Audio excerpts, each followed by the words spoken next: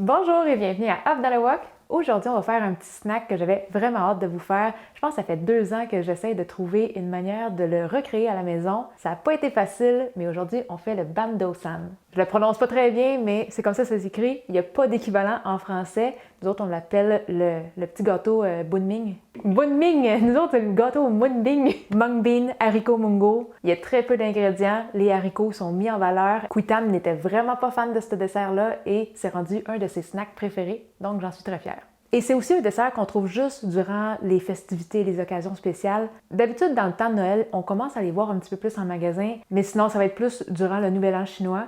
Je vous en avais déjà montré durant un vlog qu'on avait fait un bon bout déjà. C'est des petites bouchées hyper fondantes. C'est difficile à décrire quand on n'en a jamais goûté, mais là, vous n'aurez plus besoin d'attendre qu'il y en ait en magasin. Vous allez pouvoir en faire à la maison. Mais bon, là, assez parlé, on va commencer ça. On va regarder la très courte liste d'ingrédients. Et si vous voulez la version écrite de la recette, ça va être sur notre blog à christinapotvin.com. Et si vous aimez nos vidéos, n'oubliez pas de laisser un petit pouce et un commentaire juste en dessous.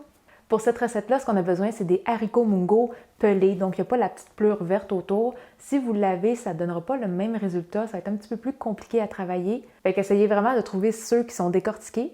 Vous allez en avoir besoin de 3/4 de tasse, ça c'est 175 grammes. On va les faire tremper, mais juste avant, on va les rincer 3-4 fois pour que l'eau soit un peu plus claire. Ça ne sera jamais un eau très claire comme un verre d'eau qu'on boit, mais dès que vous voyez que ça s'éclaircit un petit peu, arrêtez là, remplissez ça d'eau et laissez ça sur le comptoir pendant 2 heures. Et au bout de 2 heures, ça va avoir à peu près doublé de grosseur. À ce point-ci, ils ne sont pas encore cuits, par exemple. On va aller les égoutter. On va mettre ça dans une casserole et là, on va mettre un petit peu d'eau, juste assez pour couvrir 1 à 2 cm au-dessus du niveau des haricots. On amène la casserole sur la cuisinière et on va chauffer à feu moyen. On ne veut pas chauffer trop fort parce qu'on risquerait de trop cuire les haricots. On veut vraiment laisser le temps au centre de cuire sans que l'extérieur explose. À partir du moment que ça commence à bouillir un petit peu, on peut baisser le feu si on trouve que ça bout trop fort et on va cuire jusqu'à temps que ça soit tendre, qu'on soit capable de l'écraser entre les doigts. Je vous dirais qu'en général, c'est un 10 à 15 minutes, mais il faut rester pas trop loin pour vérifier souvent parce que je vous le dis, si jamais vos haricots explosent, ça ne fonctionnera pas pour la suite. Bon, moi, c'est assez cuit. On va aller les égoutter. Donc, on transfère tout ça dans une passoire. Et là, on va aller bien assécher les haricots dans une poêle. Fait qu'on transfère ça à sec dans une poêle. Quand je dis à sec, c'est qu'il n'y a pas d'huile dans la poêle. On va juste chauffer ça comme ça. Moi, je vais le chauffer à feu moyen élevé. Ça va accélérer un petit peu le processus. Mais si vous ne voulez pas prendre de chance, vous pouvez chauffer à feu moyen. Et on va remuer un petit peu tout au long avec une spatule de silicone, juste pour s'assurer que les haricots ne brûlent pas au fond.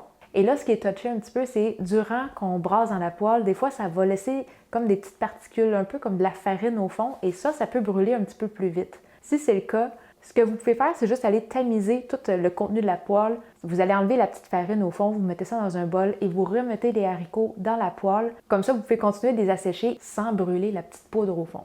Normalement, moi, je le fais peut-être 2 à 3 fois durant toute la cuisson à la poêle. Et on ne veut pas juste les assécher, on veut aussi les griller. Les haricots, à la fin, doivent devenir un petit peu bruns. Une fois que c'est bien sec et grillé, on va mettre ça dans un bol, on va le laisser refroidir 10 minutes. La prochaine étape, c'est de réduire tout ça en poudre. Donc moi, je vais prendre mon petit moulin à épices. On va faire ça en 2-3 fois, juste pour ne pas surcharger la machine. Donc on le passe une première fois, on transvide ça dans un bol.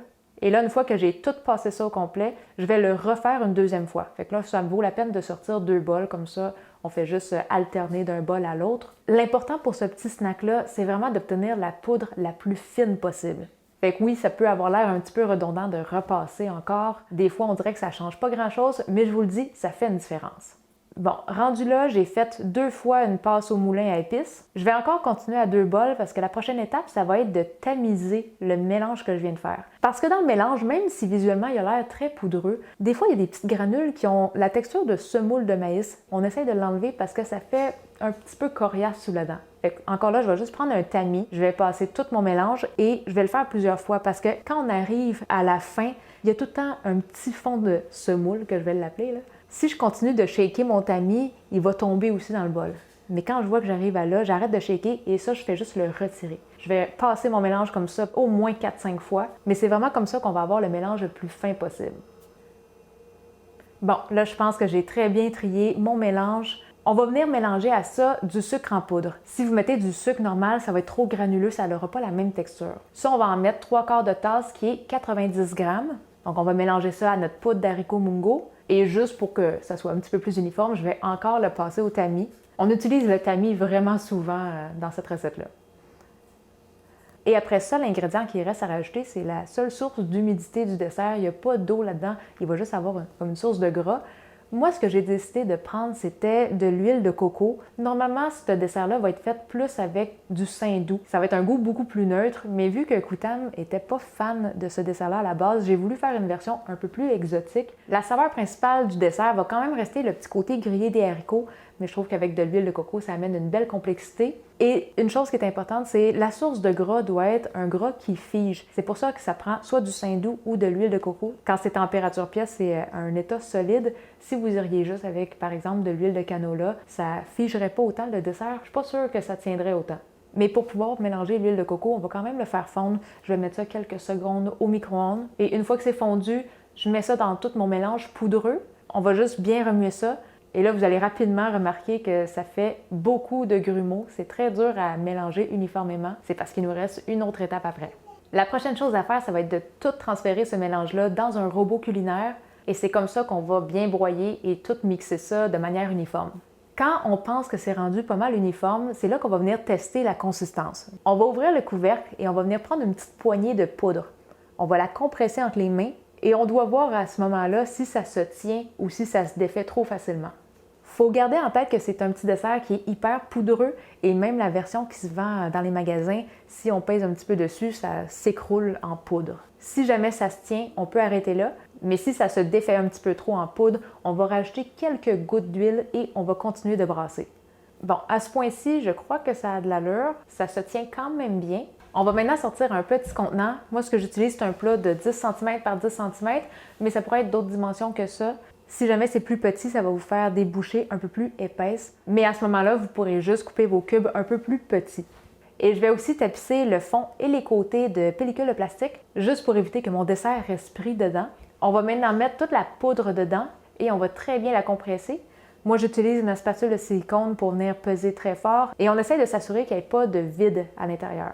Donc, on essaie de rendre ça lisse sur la surface et pas de trou ou de vide à travers le petit dessert. À ce point-ci, si vous trouvez que la texture est assez ferme, vous pourriez tout de suite le démouler et le couper en petits cubes. Mais si ça a l'air quasiment un petit peu liquide, comme vaseux un peu, il faudrait le mettre au frigo peut-être un 10 minutes juste pour que ça se raffermisse un petit peu. Après ça, vous pourrez le démouler et le couper en petits cubes. Si vous le laissez reposer trop longtemps au frigo avant de le couper en cubes, ça se peut que ça soit un petit peu friable au moment de le découper parce que ça va avoir continué de s'assécher, donc attendez pas trop. Et aussi, quand vous allez être prêt à le couper en petits cubes, essayez de faire des pas trop gros morceaux. C'est des cubes de maximum 2 cm. T'en veux-tu un? Oui, ok. Lui? Encore? Encore? C'est au tour à maman d'y goûter. C'est fondant. On le croque, mais on dirait que ça se défait tout seul. Je pensais jamais arriver à un résultat encore meilleur que ce qui se vend en magasin. Ça a une texture tellement particulière, mais le petit goût grillé, là, vous allez tomber en amour avec ça. Si vous aimez les desserts avec les haricots mungo, celui-là, je pense que c'est parmi les meilleurs.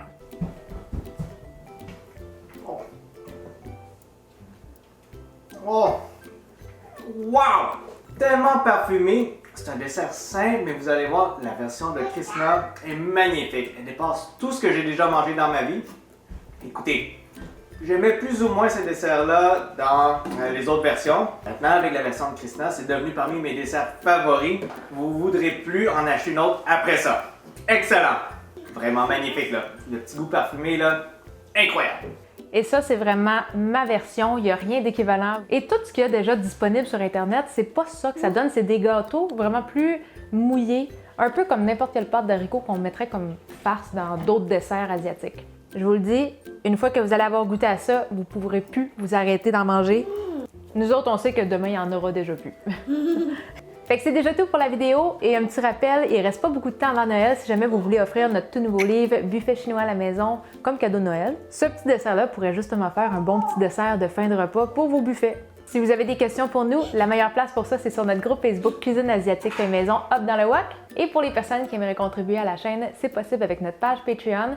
Et en devenant contributeur, ça vous donne aussi accès à quelques bonus. N'oubliez pas de vous abonner à notre chaîne YouTube. Et sur ce, on se dit à la prochaine. Bye bye! Bah. Bye! C'est bon, hein? Tellement bon. Yeah!